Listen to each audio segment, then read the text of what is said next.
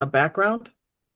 Or could if you know when you put it in CODIS, if your cousin's in CODIS, depending on what the crime is, I mean, you could, if you have a family member in there, you could maybe find that out. So because he wasn't, they said there was no match in CODIS, but then they said that it was a restaurant worker and he's not involved. So I'm just still trying to figure out how they pieced that. Well, if there was no match in CODIS, maybe his fingerprints were on file for something that wasn't a felony, like Okay. a DUI or something like that. Because when you turn that glove inside out, you're probably going to have a fingerprint on the inside. Not so much with the case of our offender because he had gloves on under it, but a regular person that's wearing just those gloves, you'll have a fingerprint on the interior of that glove. Do you think, and this is something I talked to Jim about the other day, I always just my gut told me there was more than one person involved, just maybe there was someone around the back. But the more I think about this $1 million reward and that no one has come forward yet, like a getaway driver or an accomplice, and you and I have talked about this, someone who just wants the money and can maybe work out a deal with prosecutors, could that be more of an indication that this is just a one man job? It could be, but it could also be the case of the whoever the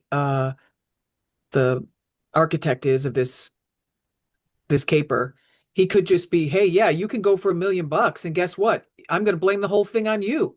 Or you could just keep your mouth shut, keep your head down, and I'll give you, whatever money he has or he thinks he's getting from another source or something. I'll give you $250,000 in cash and that's or something, and you're not going to go to prison. But if you open your mouth and you blame me, I'm blaming you. Or there's all kinds of ways that these guys can just dominate these people. So And maybe they, he's afraid he's going to get killed.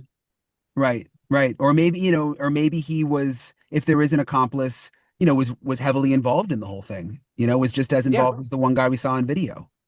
right. What about the DNA in the house? Obviously the DNA from the glove has come back, but we hear mixed and we've heard there's issues with it. I mean, do you think it's going to be salvageable? Is it just going to take more time?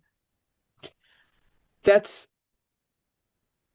that's the best case scenario right now.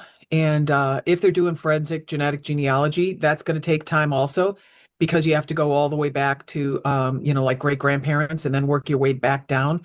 But you're always looking for someone who spent time in Tucson or lives right around there or works around here somehow. And once you get to this certain, once you get back to the great grandparents and you start reverse building this family tree, then when you get to a certain point, oftentimes that's where law enforcement will help you with their databases and we'll find guys here with that name or any of these people